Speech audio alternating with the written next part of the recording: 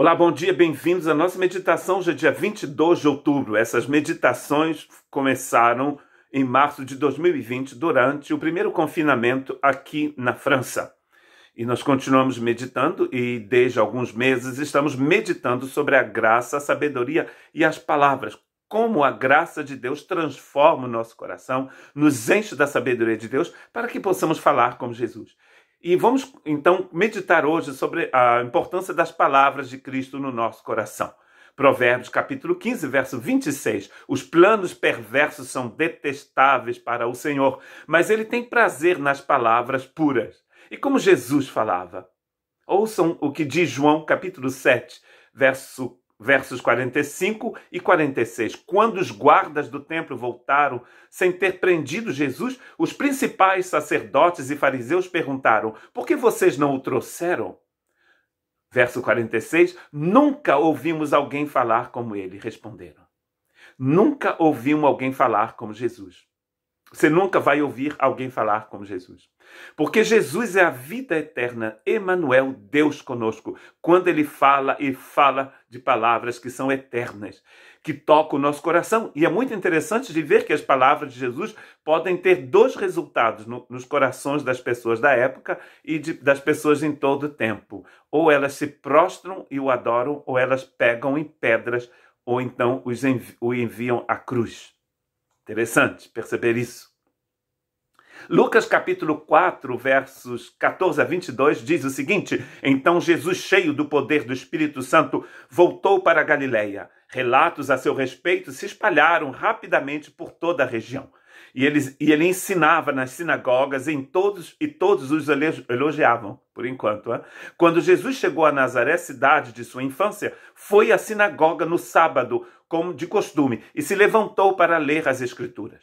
Entregaram-lhe o livro do profeta Isaías, e ele o abriu, e encontrou o lugar onde estava escrito: o Espírito do Senhor está sobre mim, pois ele me ungiu para trazer as boas novas aos pobres.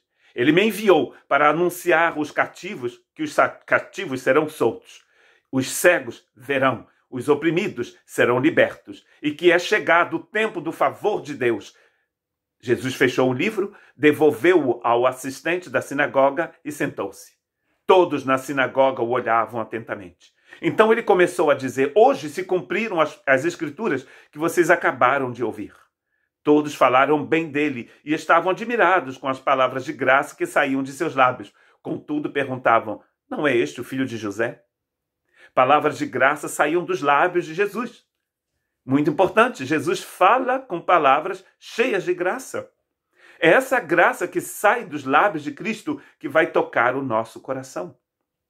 Agora, é interessante perceber, se vocês continuarem lendo esse texto de Lucas, vocês vão ver que no final dessa história, eles vão pegar em pé, vão tentar jogá-lo do alto de uma falésia. Quando a situação começa a ficar complicada, Jesus começa a trazer à tona a verdade que está no coração do povo, eles ficam cheios de ira.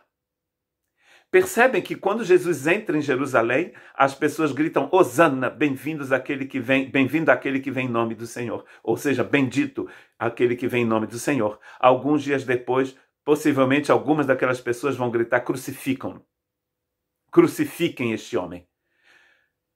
Percebem que Jesus tem palavras cheias de graça, mas a gente não, nem sempre. Há um texto muito interessante em Lucas capítulo 24, que você possivelmente já leu ou então já ouviu falar, que é a história dos dois discípulos no caminho de Emaús.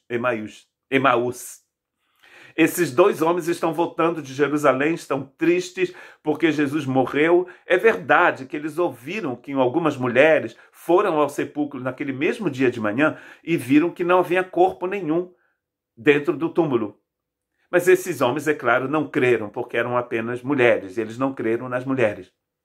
Jesus vai caminhar com eles um tempo e eles não reconhecem Jesus. Eles vão dizer para... Jesus vai perguntar: por que vocês estão tristes? Eles vão dizer: você é estrangeiro? Não ouviu falar do que aconteceu com Jesus de Nazaré, que foi preso, crucificado, e já tem 3 dias que ele está morto?